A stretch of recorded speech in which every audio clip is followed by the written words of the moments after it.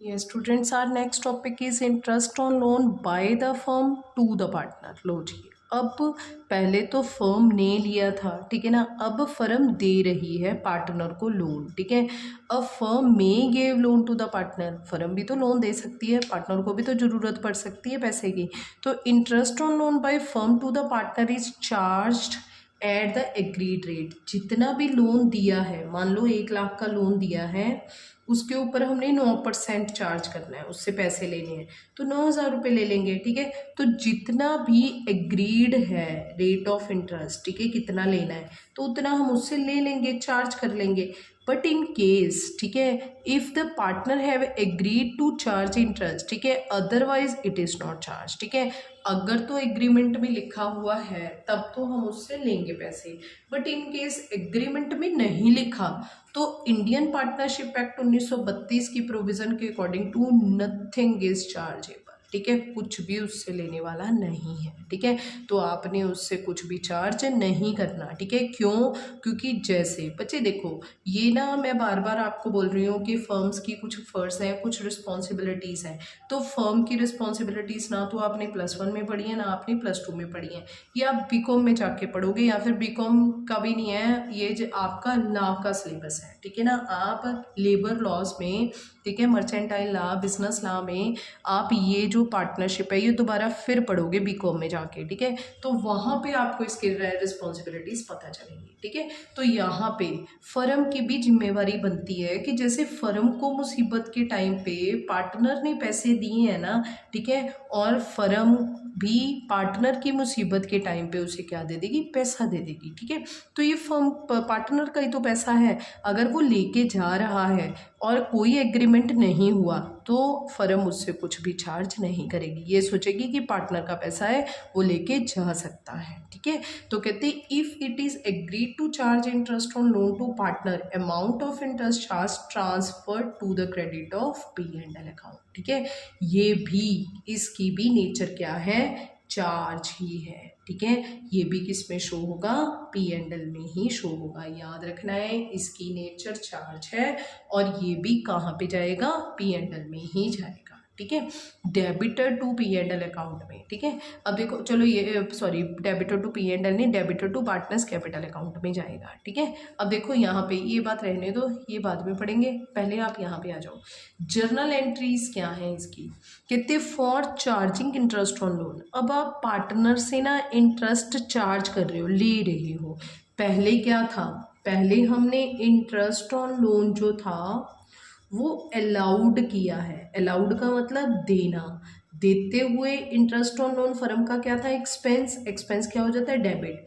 Interest on loan, ठीक है, to, अगर पैसे जा रहे हैं तो टू कैश, पैसे जा रहे हैं, अगर जाने वाले हैं, लाइबिलिटी है, तो पार्टनर्स लोन अकाउंट में ट्रांसफ़र कर देते हैं, ऐसे करते हैं ना हम, ठीक है। पर यहाँ पे क्या है, देखो यहाँ पे जो इंटरेस्ट ऑन लोन है वो जाने की बजाय क्या हो रहा है, आ रहा है, आ रहा है, तो वो हमारी क्या बन गई है, इनकम है, ठीक है।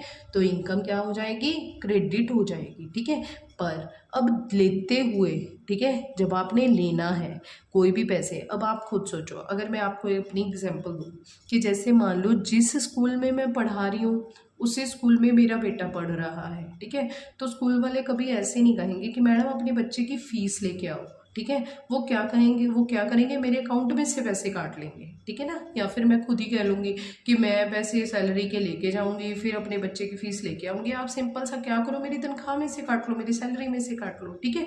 तो यहाँ पे भी ऐसे ही होगा, जो हमने मालिक से इंटरेस्ट लेना है और हमने उससे उसको कैपिटल के पैसे देने हैं, क्यों ना हम कैपिटल में से ही काट लें, ठीक है। तो इस तरह से ये जो लायबिलिटी है, पार्टनर्स का जो कैपिटल अकाउंट होता है वो लायबिलिटी होती है ना हमेशा ही, ठीक है, वो तो हमेशा क्रेडिट होती है। पर अब देनदारी कम हो रही है तो वो क्या हो जाएगी, ऑपोजिट डेबिट हो जाएगी, ठीक है। तो इसको आपने लोन अकाउंट में नहीं दिखाना। जैसे यहाँ पे हमने पार्टनर्स लोन, लोन सेक्शन 48 कहता है कि इसको हमने प्रियोरिटी देनी है, ठीक है। पर इसको हमने प्रियोरिटी नहीं देनी, तो ये कैपिटल में से ही हम काट लेंगे, ठीक है। तो यहाँ पे देखो एंट्री क्या बन गई है, पार्टनर्स लोन की बजाय, ठीक है, यहाँ पे आ गया पार्टनर्स कैपिटल अकाउंट, डेबिट हो जाएगा, ठीक है ना। और यहाँ पे क्या हो जाएगा, इंटरेस्ट ऑन लोन जो है हमारा वो क्रेडिट, वो इनकम है फर्म की, ठीक है। और फर्म की देनदारियाँ पार्टनर्स के लिए क्या हो रही हैं, कम हो रही हैं, तो इसलिए वो डेबिट हो जाएगा, ठीक है। Partners capital account to interest on loan, ठीक है। अब देखो जब पार्टनर ये पैसे ले आया है, कैश आ गई है, ठीक है, तो फर्म में पैसे आ गए हैं, ठीक है। और जो हमारी लायबिलिटी कम हुई थी वो लायबिलिटी एज इट इज ही रहेगी, ठीक है ना, वो कम नहीं होगी। वो लायबिलिटी जो है वो देनदारी यहाँ पे तो हमने कम कर दी थी ना, यहाँ पे वो कम नहीं होगी, ठीक है। तो यहाँ पे देखो अगर वो पैसे लेके आ गया है, जैसे मुझे जो पैसे मंगवाए थे मेरी देनदारी कम हुई थी, अब मैं अगर लेके आ गई हूँ तो वो मेरी देनदारी इक्वल ही रहेगी, बराबर रहेगी। मान लो मेरे से 4,000 रुपये मंगवाए थे, तो 4,000 के मेरे पैसे काटे थे मेरे अकाउंट में से, अगर मैं कैश लेके आई हूँ तो वो 4,000 मेरे अकाउंट में ऐड हो जाएंगे, ठीक है। अब देखो नेक्स्ट है ट्रांसफ़र की एंट्री, ये तो हमने करनी ही करनी है, जितने भी बिजनेस में हमें इनकम्स हो रही हैं और प्रॉफिट ये खर्चे हो रहे हैं। अब देखो जो इनकम है वो क्या हो रही है, क्रेडिट हो रही है ना, क्रेडिट, और जब हम इसे ट्रांसफ़र करेंगे तो ये क्या हो जाएगी, डेबिट हो जाएगी, ठीक है। किसमें, P&L अकाउंट में, क्योंकि हमने ट्रांसफ़र का मतलब इसे काटना होता है, ख़त्म करना होता है। तो एंट्री क्या बन जाएगी, interest on loan to P&L account, ठीक है। तो इंटरेस्ट ऑन लोन जो है वो किस में चला गया है, P&L अकाउंट में, ठीक है। वैसे ना अगर आप इसे पेपर में इंटरेस्ट ऑन लोन की जगह interest on loan and advance word लिखा हो ना तो ज़्यादा बेटर है, ठीक है।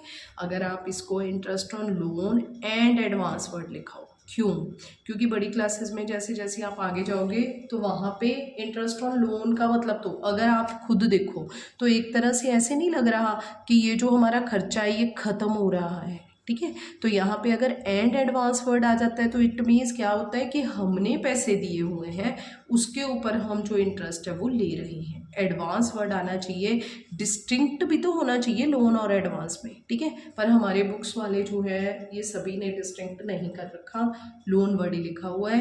पर अगर आप अपने एग्जामिनर को अच्छे से समझाना चाहते हो, हम जब पेपर चेकिंग के लिए जाया करते हैं तो वहाँ पे कितने बच्चे ये ऐसे करके डिस्टिंक्ट करके बताते हैं, ठीक है।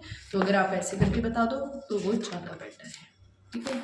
चलो देखो नेक्स्ट उसके बाद है हमारे पास दो इलस्ट्रेशंस दे रखी हैं, देव, जसपाल एंड प्रेम, तीन पार्टनर हैं, शेयरिंग प्रॉफिट्स इक्वली।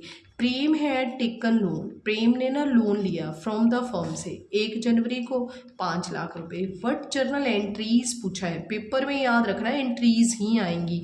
अगर एंट्री भी कहता है ना तो दोनों की कंबाइन एंट्री कर देनी है, एक एंट्री, ठीक है।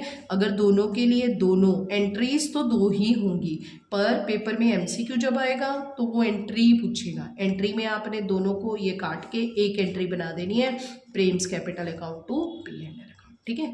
लो जी सबसे पहले first A, rate of interest is not charge, दो केस बना के दिखाने हैं। कितना बढ़िया क्वेश्चन है, देखो rate of interest is not agreed, rate of interest बताया ही नहीं है कि कितना चार्ज करें उससे, कितना लेना है, तो लेना ही नहीं है। कितना इजी क्वेश्चन है। In the absence of agreement interest will not be charge, क्यों, क्योंकि मालिक को पैसे की बहुत अर्जेंट ज़रूरत थी, फर्म से वो ले गया, उसी का पैसा है, लेके जा सकता है, ठीक है। पर अब फर्म का भी फर्ज बनता है कि अगर कोई एग्रीमेंट नहीं हुआ तो उससे कोई पैसा नहीं लेना, ठीक है। अब नेक्स्ट है rate of interest charge agreed हो गया जी 10%, अब हम ले लेंगे, ठीक है।